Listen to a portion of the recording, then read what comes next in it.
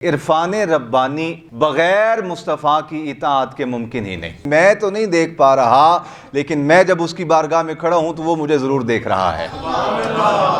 عشق والا تجھے ہر رنگ میں پہچان گیا، عقل والا تیری دنیا سے پریشان گیا۔ جس طرح بند پتھر کے اندر کیڑے کا پایا جانا یہ بھی رب کے ہونے کی علامت ہے، محبوب کی انگلی کے اشاروں پہ چاند کا دوڑ لگانا بھی رب کے ہونے کی علامت ہے۔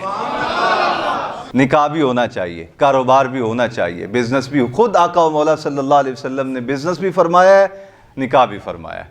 انسان کی تخلیق کا مقصد عرفان ربانی ہے، اللہ کی پہچان، اللہ کی معرفت، یہ انسان کی تخلیق کا مقصد ہے۔ بقیہ جتنی چیزیں ہیں یہ ساری اسباب زندگی ہیں، مقصد زندگی نہیں۔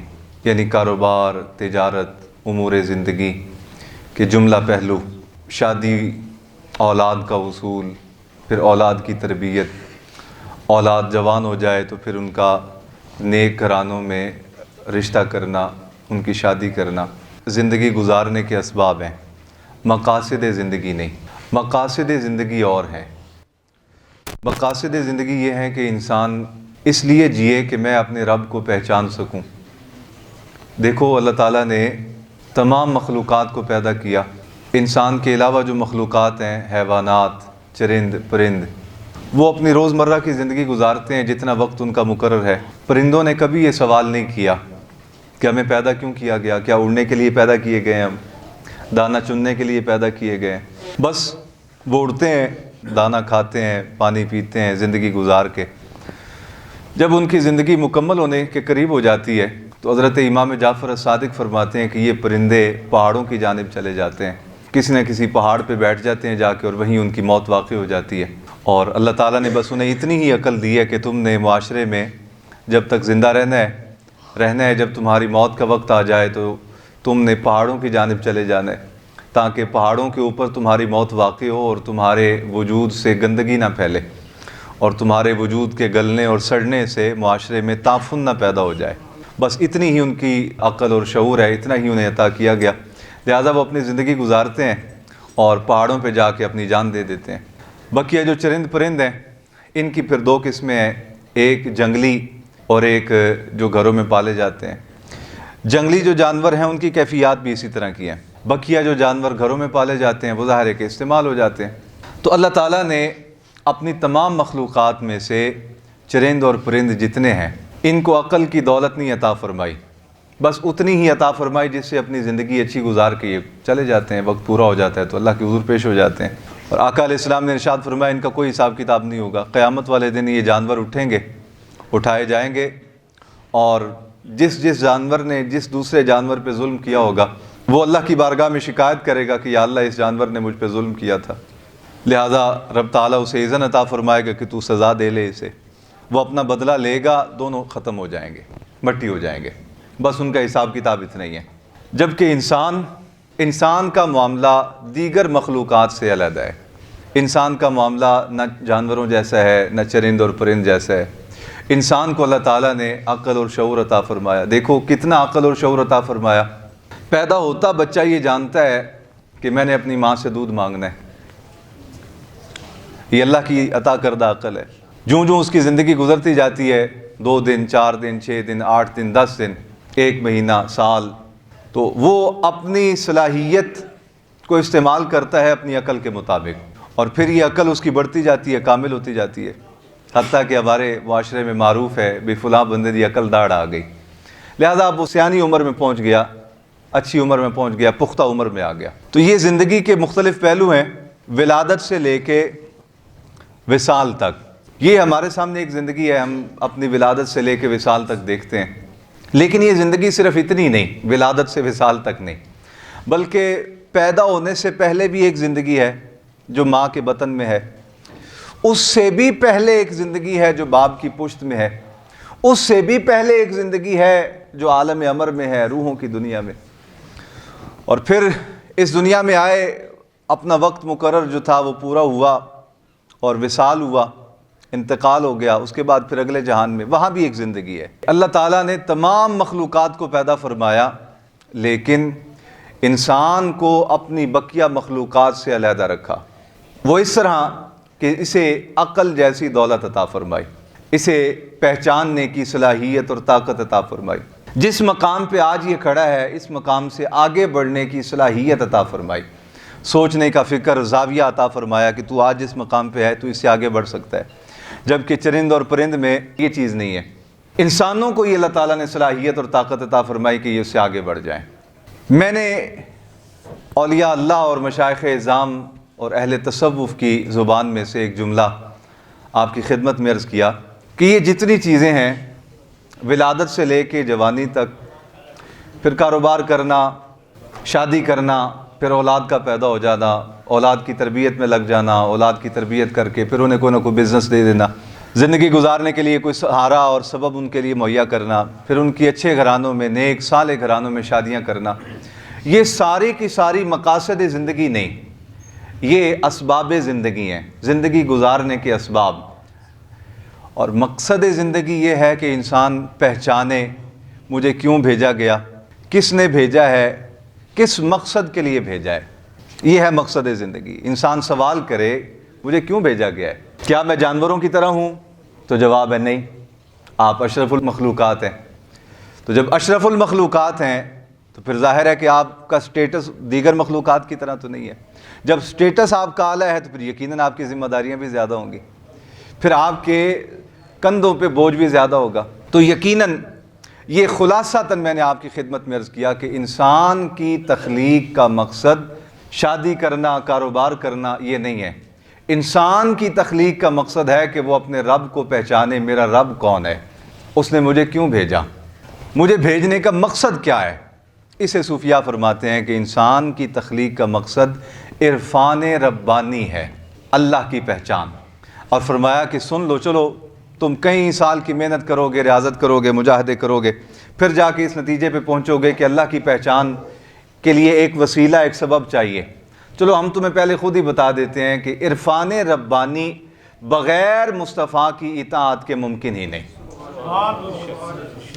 یہ خطیبانہ جملہ نہیں، یہ اولیاء اللہ کی زندگی کا نچوڑ میں نے آپ کی خدمت میں عرض کیا کہ اللہ کی پہچان، اللہ کی معرفت بغیر نبی پاک صلی اللہ علیہ وسلم کے اسوہ حسنہ پہ عمل کیے ممکن نہیں۔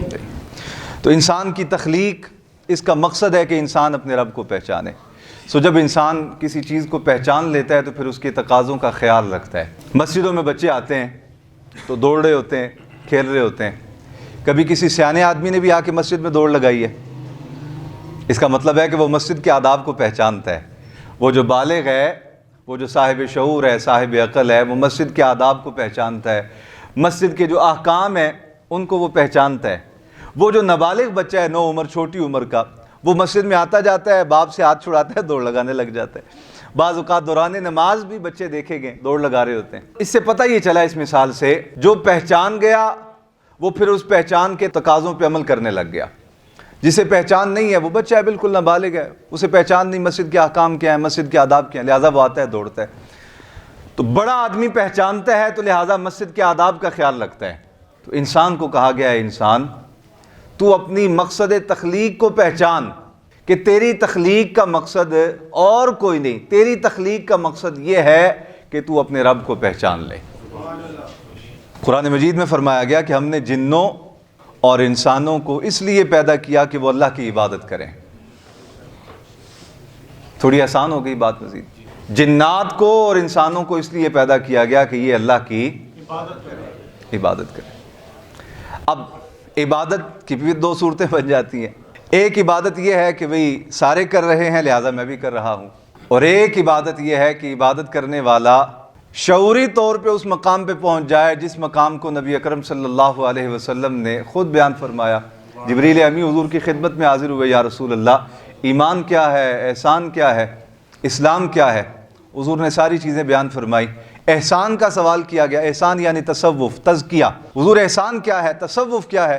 آقا علیہ السلام نے ارشاد فرمایا احسان یعنی تصوف یہ ہے کہ جب تو حالت نماز میں کھڑا ہو تو تیرے اندر یہ یقین کی دولت پیدا ہو جائے کہ گویا تو اپنے رب کے جلووں کا دیدار کر رہا ہے۔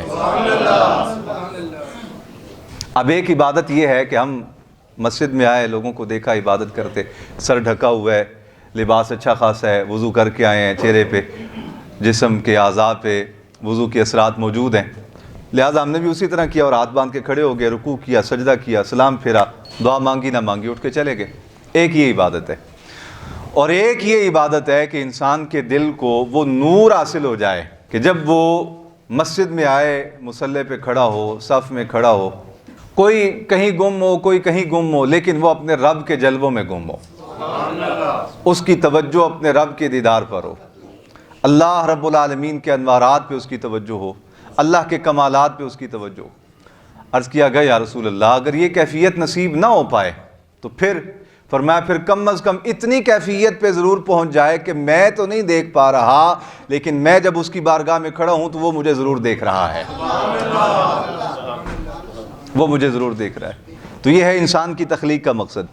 اب اگر عبادت اس انداز سے ہونے لگ جائے کہ دو کیفیات پیدا ہو جائیں. پہلی کیفیت تو یہ کہ وہ اپنے دوران عبادت اپنے رب کا دیدار کرے. اب اس پہ کوئی لمیٹیشن نہیں ہے کہ اس حلیے میں دیکھا, اس انداز میں دیکھا, نہیں, اللہ رب العالمین کا فضل ہے, جس پہ جو چاہے جس طرح چاہے عطا فرما دے. وہ اپنی قدرتوں کا اظہار درختوں کے پتوں کے ذریعے بھی فرما دیتا ہے, وہ اپنی قدرتوں کا اظہار آبشاروں کے ذریعے بھی فرما دیتا ہے, وہ اپنی قدرتوں کا اظہار بند پتھر کے اندر کیڑے کو زندگی عطا فرما کے بھی کروا دیتا ہے, وہ بنجر زمین میں سے پودا اگا کے بھی اپنی قدرت کا اظہار کروا دیتا ہے, اور بعض اوقات وہ اپنی قدرت کا اظہار اپنے ولیوں اور نبیوں کی ذوات مقدسہ سے بھی کروا دیتا ہے. تو عشق والا تجھے ہر رنگ میں پہچان گیا, عقل والا تیری دنیا سے پریشان گیا. عقل والا جو ہوتا ہے وہ پھر پریشان ہو جاتا ہے کہ اچھا میں نے تو یہ معیار مقرر کیا تھا کہ اللہ کو پہچاننے کا یہ معیار ہے, موت زندگی میں بدل گئی تو یہ یقیناً رب کا کام ہے. اس نے یہ خیال بنا لیا, اپنا معیار سیٹ کر لیا کہ یہ معیار ہے اللہ کا, اللہ کو پہچاننے کا. کیا مردے کو زندہ کر دے تو رب ہے. جیسے ہمارے ہاں بعض لوگوں نے اپنی کم علمی اور قرآن فہمی میں درستگی نہ ہونے کی وجہ سے رب کی توحید کا یہ معیار سیٹ کیا ہوا ہے کہ جو مددگار ہو وہ رب ہے. تو اگر آپ الحمد سے والناس تک پورا قرآن سمجھیں تو آپ اس نتیجے پہ پہنچیں گے کہ یہ رب کا معیار نہیں کہ وہ مددگار ہو. یہ معیار تو جبریل امی میں بھی پایا جاتا ہے, تو کیا معاذ اللہ جبریل امی کو خدا مان لیا جائے؟ یہ معیار تو اللہ کے نبیوں میں بھی پایا جاتا ہے, تو کیا نبیوں کو خدا مان لیا جائے؟ کہتے ہیں صرف یا اللہ مدد, باقی شرک و بدعت. مطلب یہ ان کا ایک نظریہ اپنا. تو ان لوگوں نے ایک معیار سیٹ کر لیا کہ یہ معیار ہے رب کو پہچاننے کا, جو مددگار ہو وہ رب ہے. میں نے کہا نہیں, آپ کا معیار درست نہیں, اس لیے کہ آپ نے جو معیار سیٹ کیا ہے وہ اپنی عقل کے مطابق, اپنے فہم کے مطابق کیا ہے. حقیقت یہ ہے کہ عقل والا تیری دنیا سے پریشان گیا, عشق والا تجھے ہر رنگ میں پہچان گیا. عشق والا جو ہے وہ پہچان جاتا ہے, وہ کہتا ہے نہیں, پتھر کے اندر جہاں ہوا نہیں جا سکتی, پانی سرایت نہیں کر سکتا, اگر اس میں بھی ایک زندگی موجود ہے تو یہ بھی رب کے ہونے کی علامت ہے, رب کی پہچان ہے.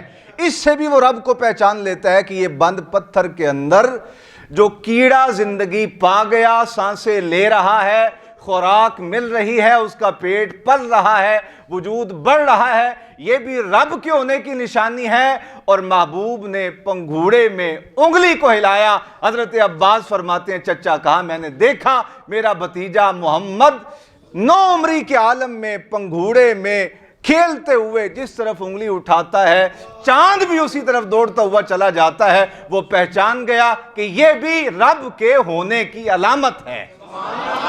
اگر رب نہ ہوتا تو اتنا چھوٹا بچہ جو پنگھوڑے میں ہے وہ انگلی ہلاتا بھی پھرے تو چاند کو کیا فرق پڑتا ہے. کہا یہ جس کی انگلی کے ہلانے سے چاند دوڑ لگا کے آگے سامنے آتا ہے, کبھی ادھر پیشی ہوتی ہے, کبھی ادھر پیشی ہوتی ہے, کبھی ادھر پیشی ہوتی ہے, جس طرح بند پتھر کے اندر کیڑے کا پایا جانا, اس کی زندگی کا ہونا, یہ بھی رب کے ہونے کی علامت ہے. محبوب کی انگلی کے اشاروں پہ چاند کا دوڑ لگانا بھی رب کے ہونے کی علامت ہے. کیوں؟ اس وجہ سے کہ عقل والا تیری دنیا سے ہائے ہائے ہائے, عقل والا تیری دنیا سے بولو یہ بہت بڑی نصیحت ہے. عقل والا تیری دنیا سے پریشان گیا، عشق والا تجھے ہر رنگ میں پہچان گیا. عشق والے جو ہوتے ہیں وہ اللہ کو ہر رنگ میں پہچان جاتے ہیں. تو وہ جو عشق والے لوگ ہیں وہ فرماتے ہیں کہ انسان کی تخلیق کا مقصد اللہ کی پہچان ہے. انسان اس لیے پیدا نہیں کیا گیا کہ وہ اپنے کاروبار کو 1 لاکھ سے 2 لاکھ پہ لے جائے، 10 لاکھ پہ لے جائے، 1 کروڑ پہ لے جائے، 2 کروڑ پہ، 1 ارب پہ لے جائے. ایک شادی کر لے، دوسری کر لے، تیسری کر لے، چوتھی کر لے، کاروبار بڑھاتا جائے، بچے پیدا کرتا جائے. کہا یہ سارے اسباب زندگی ہیں. اولاد بھی ہونی چاہیے، نکاح بھی ہونا چاہیے، کاروبار بھی ہونا چاہیے، بزنس بھی. خود آقا و مولا صلی اللہ علیہ وسلم نے بزنس بھی فرمایا ہے، نکاح بھی فرمایا ہے. تو کہا نکاح بھی ضروری ہے لیکن یہ مقصد زندگی نہیں، یہ اسباب زندگی ہے. تجارت بھی ضروری ہے لیکن یہ مقصد زندگی نہیں، یہ اسباب زندگی. مقصد زندگی کیا ہے؟ کہا مقصد زندگی یہ ہے کہ تجھے اپنے رب کی پہچان ہو جائے. اب جب رب کی پہچان ہو جائے گی، جیسے میں نے مثال عرض کی، توجہ میری جانب رکھیے گا. جیسے میں نے مثال عرض کی کہ ایک چھوٹا بچہ وہ ہم جیسے ہی ہے، ہم میں سے ہی ہے، لیکن مسجد میں آتا ہے تو دوڑ لگاتا ہے، کبھی ادھر دوڑتا جا رہا ہے، کبھی ادھر. اسے آواز بھی دیتے ہیں، او بابا رک جا، او بچے رک جا، او شرارتیں نہ کرو، او آواز نہ لگاؤ، او بولو نہ، شور نہ مچاؤ. لوگ نماز پڑھ رہے ہیں، قرآن پڑھ رہے ہیں، آپ 100 بار اسے منع کرتے ہیں، وہ باز ہے. اس لیے کہ وہ جانتا نہیں، پہچانتا نہیں مسجد کے آداب کیا ہیں، مسجد کے احکام کے، وہ پہچانتا نہیں. آپ جیسا سمجھدار صاحب ایمان مسجد میں آتا ہے تو وہ جوتی رکھتے ہوئے بھی احتیاط کرتا ہے کہ میری جوتی رکھنے کا بھی کھڑک پیدا نہ ہو. وہ حالت نماز میں کھڑا ہوتا ہے تو کھانستے ہوئے بھی احتیاط کرتا ہے کہ میری کھانسی کی آواز زیادہ نہ ہو جائے، کھنگورا زیادہ نہ ہو جائے. اس سے کہا تو رکتا نہیں، اس سے کہا تو بولتا نہیں. کہا میں اس وجہ سے نہیں بولتا کہ میں اپنے رب کے گھر کے آداب کو پہچانتا ہوں کہ میرا رب کتنی قدرتوں والا ہے، کتنی شانوں والا ہے، اور جو 4 دیواری، جو زمین کا ٹکڑا اس کی ذات سے منسوب ہو جائے، اس کا مقام اور مرتبہ کتنا بلند ہو جاتا ہے. میں چونکہ پہچانتا ہوں اس لیے اس مسجد کا ادب کرتا ہوں، احترام کرتا ہوں. تو اس لیے صوفیاء فرماتے ہیں، اولیاء اللہ فرماتے ہیں کہ انسان کی تخلیق کا مقصد اللہ کی بولو نا، اللہ کی پہچان ہے. جب انسان کو پہچان ہو جاتی ہے تو پھر انسان اپنی زندگی اس طرح گزارتا ہے جس طرح رب کی مرضی اور منشا ہوتی ہے. اور یہ لوگ جو اپنی زندگی رب کی مرضی اور منشا کے مطابق گزارتے ہیں، اللہ رب العالمین پھر انہیں مناصب عطا کر دیتا ہے، درجے عطا کر دیتا ہے. میں بالکل سادہ سی بات، جس طرح آپ کی ظاہری دنیاوی زندگی میں ایک وزیر اعظم ہے، ایک صدر ہے، ایک آرمی چیف ہے، ایک وزیر اعلیٰ ہے، ایک گورنر ہے. اب کائنات تو اللہ نے بنائی ہے نا. اللہ رب العالمین نے اسی طرح ایمان کی دنیا کے اندر بھی کسی کو نبی بنایا ہے، کسی کو درجہ صحابیت عطا فرمایا ہے، کسی کو درجہ اہل بیت عطا فرمایا ہے، کسی کو درجہ قطب عطا فرمایا ہے، کسی کو ابدال کا درجہ عطا فرمایا ہے، کسی کو ولی کا درجہ عطا فرمایا ہے، کسی کو عالم ربانی ہونے کا درجہ عطا فرمایا ہے، اور کسی کو صاحب ایمان ہونے کا درجہ عطا فرمایا ہے. جس طرح یہ ظاہری زندگی ہے، اسی طرح باطنی زندگی بھی ہے. ہو سکتا ہے آپ لوگوں کو یہ وقتی طور پہ فوراً بات سمجھنا آئے، خیال کریں کہ یار عجیب سی بات کر دی ہے، سمجھ نہیں آئی. تو کوئی بات نہیں، وقت گزرنے کے ساتھ ساتھ بہت ساری باتیں انسان کو سمجھ آ جاتی ہیں. انسان دیکھو ذہن میں کچھ چیزیں ہوتی ہیں نا، سن رکھی ہوتی ہیں، پڑھ رکھی ہوتی ہیں، تو وقت جب گزرتا ہے تو کچھ چیزیں وہ دیکھتا ہے تو کہتا ہے ہاں اس کے متعلق میں نے پڑھ رکھا تھا، اس کے متعلق میں نے جان رکھا تھا. روحانیت میں اسی طرح اللہ تعالیٰ اپنی قدرت کاملہ سے انسان کے دل کو وہ نور عطا کر دیتا ہے کہ ہونے والے واقعات انسان کی آنکھوں کے سامنے آ جاتے ہیں. ظاہری زندگی ہے، میں اور آپ دیکھتے ہیں، جو کچھ معاملات ہوتے ہیں وہ اپنی آنکھوں سے دیکھتے ہیں. لیکن اللہ رب العالمین جنہیں چن کے اپنی بارگاہ کے قریب کرتا ہے، انہیں پھر رب یہ کمال عطا کر دیتا ہے کہ ان کی صرف ظاہری آنکھ روشن نہیں ہوتی، ان کے دل کی باطنی آنکھ بھی روشن ہو جاتی ہے. اور میں پھر عرض کروں کہ یہ خطیبانہ جملہ نہیں، ایک حقیقت ہے. اب بہت سارے لوگ اس حقیقت کا انکار بھی کرتے ہیں. اس کی بھی وجہ سن لیں. اس کی وجہ یہ ہے کہ ہر آدمی اپنے عقل اور فہم اور شعور کے مطابق بات کرتا ہے. جس کی جتنی عقل ہے اس نے اتنی ہی بات کرنی ہے، جس کا جتنا فہم ہے اس نے اتنی ہی بات کرنی ہے. ہمارے بزرگوں کے شاگردوں میں سے ایک محبت کرنے والے ہیں، راول پنڈی میں ہوتے ہیں، اور وہاں وہ ناشتہ لگاتے ہیں اور بڑا شاندار اب میں آپ کے سامنے مثال بیان کرتا جاؤں کہ ہمارے دوست ہیں ایک راولپنڈی میں ناشتہ لگاتے ہیں، ٹیسٹ ان کا اتنا عالی شان ہوتا ہے، آئے ہائے آپ نے لاہور میں ایسا ذائقہ چکھا نہیں ہوگا، تو کیا آپ وہ ذائقہ بیان کر سکتے ہیں؟ میں نے آپ کے سامنے جگہ بھی بیان کر دی، بندے کا نام بھی بیان کر دیا، اس کا پیشہ بھی بیان کر دیا، اور کہا کہ وہ جو سالن بناتا ہے اتنا لذیذ ہوتا ہے، اتنا ذائقے دار ہوتا ہے، آپ نے آج تک اس طرح کا ذائقہ لذیذ چکھا نہیں ہوگا۔ اب میں آپ سے پوچھوں، آپ بتاؤ اس کا ذائقہ کیسے ہوتا ہے؟ آپ بتا سکتے ہیں؟ کیوں؟ اس وجہ سے کہ آپ نے چکھا نہیں۔ اور جس آدمی نے جا کے چکھ لیا، اب یہ ساری ڈیٹیل اس کے سامنے رکھنے کی ضرورت نہیں کہ ہمارا دوست ہے، اتنے سالوں کا پرانا تعلق ہے، راولپنڈی میں رہتا ہے، وہاں ناشتہ لگاتا ہے، اس کا سالن جو اتنا لذیذ ہوتا ہے، اتنا ذائقے دار، ساری ڈیٹیل اس کے سامنے رکھنے کی ضرورت ہے؟ کیوں؟ اس وجہ سے کہ وہ چکھ چکا ہے۔ آپ اس سے پوچھیں کہ جناب ذائقہ کیسا ہے، تو وہ بتائے گا جناب ذائقہ ایسا ہے۔ بالکل بے نہیں۔ عقل اور شعور انسانی کی بھی یہی بات ہے، جتنا جس نے رب کو پہچانا اتنا ہی اس نے رب کو مانا۔ اب کسی کی رسائی ہی نہیں ہو سکی اللہ رب العالمین کی قدرتوں تک، تو ظاہر ہے کہ وہ اپنے عقل اور شعور کے مطابق ہی بات کرے گا۔ آپ ہندو کو دیکھتے ہیں تو ہندو کہتا ہے اوپر رب ہے، نیچے ہمارا بھگوان ہے، اس کا فہم اتنا ہی ہے، وہ کہتا ہے بار بار اوپر رب ہے، نیچے ہمارا فلاں شنکر ہے، اوپر رب ہے، نیچے فلاں ہے ہمارا، اوپر رب ہے، نیچے یہ ہے۔ اس کو رب کی پہچان اتنی ہے۔ کسی کو کلمہ نصیب ہو گیا اور اس نے اپنے عقل اور شعور کے مطابق اور فہم کے مطابق رب کو پہچانا، تو اس نے کہا بھئی جو مدد کر دے وہ رب ہے، جو بچہ دے دے وہ رب ہے، جو بیمار کو صحت یاب کر دے وہ رب ہے، اپنی اپنی عقل کے مطابق۔ لیکن ایک پہچان وہ ہے جو میرے آقا و مولا صلی اللہ علیہ وسلم نے رب کی کروائی، اور وہ یہ کہ فرمایا جب میں معراج کی رات اللہ رب العالمین کے بارگاہ اقدس میں حاضر ہوا، کانا قاب قوسین او ادنا کے مقام پر جب میں فائز ہوا، تو میں نے اپنے رب کو لطیف نور کی صورت میں دیکھا۔ اب حضور نے کوئی شکل نہیں بیان فرمائی، یہ نہیں کہا کہ وجود ایسا ہے، ہاتھ ایسے ہیں، قدم ایسے ہیں، چہرہ ایسا ہے، آنکھیں ایسے، یہ حضور نے چیزیں بیان نہیں فرمائی۔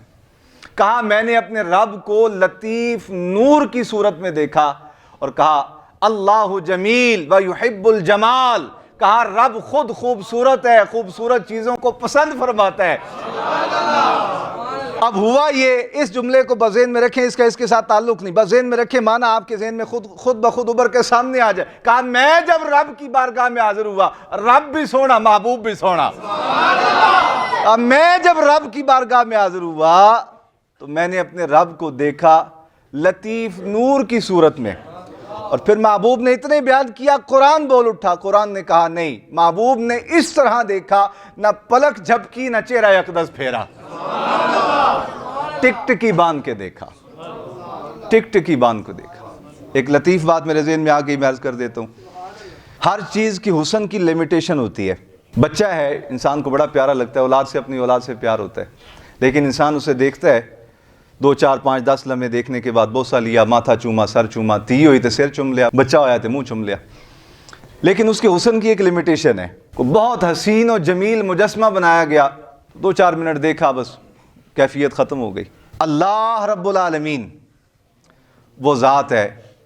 محبوب مکرم صلی اللہ علیہ وسلم جب معراج پہ گئے، 1000 سال بیت گئے، 1000 سال۔ اب وہاں نماز کوئی نہیں ہے، روزہ کوئی نہیں ہے، حج کوئی نہیں ہے، زکوٰۃ کوئی نہیں ہے، اعمال دینیہ کوئی نہیں ہے، اعمال دنیاویہ کوئی نہیں ہے، نہ کوئی دینی کام وہاں ہے، نہ کوئی دنیاوی کام وہاں ہے، نہ وہاں نیند ہے، نہ وہاں کوئی اور بھوک ہے، نہ پیاس ہے، کچھ بھی نہیں۔ ایک رب ہے اور ایک رب کا محبوب ہے۔ اور محبوب فرماتے ہیں میں نے اپنے رب کو لطیف نور کی صورت میں دیکھا، اور قرآن کہتا ہے ما زاغ البصر وما طغى۔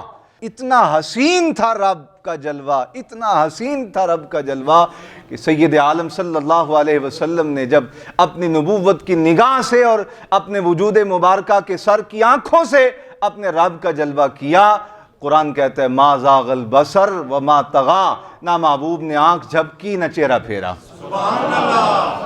اب 1000 سال بیت گئے، 1000 سال بیت گئے، محبوب دیکھتے رہے، دیکھتے رہے، دیکھتے رہے۔ پھر سید عالم صلی اللہ علیہ وسلم جب تشریف لائے معراج مقدس سے واپس، تو سید عالم صلی اللہ علیہ وسلم نے ارشاد فرمایا، دیکھو اللہ رب العالمین کی اطاعت کرو، اللہ کی بندگی اختیار کرو، اپنی چاہتوں کو چھوڑو، رب کی چاہتوں کو اپناؤ، اپنی مرضیوں کو چھوڑو، رب کی مرضی کو خود پہ لاگو کرو، اپنے ارادے چھوڑ دو، رب کے ارادوں کو خود پہ لاگو کرو، دین کو خود پہ نافذ کرو۔ کہا میں بتاؤں تمہیں ملے گا کیا؟ اس تھوڑی سی ریاضت سے، اس تھوڑی سی مشقت سے، اس تھوڑی سی محنت سے تمہیں انعام کیا ملے گا؟ کہا اللہ رب العالمین نے جو جنت بنائی ہے، وہ جنت اس دنیا میں انسان جتنی بھی ترقی کر جائے، کہا نہ اس نے کوئی ایسی نعمت دیکھی ہوگی، نہ ایسی کوئی نعمت اس نے سنی ہوگی، نہ اس نے کوئی ایسی نعمت چکھی ہوگی، نہ کوئی ایسا ذائقہ اس نے چکھا ہوگا، نہ کوئی ایسی خوشبو اس نے سونگھی ہوگی جو تھوڑی سی اس دنیا میں اللہ کی مرضی کے مطابق ریاضت والی زندگی گزارنے پر اللہ رب العالمین میرے امتیوں کو عطا فرما دے گا۔ اور یہ بات بیان کر کے سید عالم صلی اللہ علیہ وسلم نے پھر ارشاد فرمایا، کہا سنو، یہ نہ خیال کرنا کہ آپ سیب یہاں کھاتے ہیں تو وہاں جو سیب کھائیں گے اس طرح کا سیب آپ نے دیکھا نہیں ہوگا۔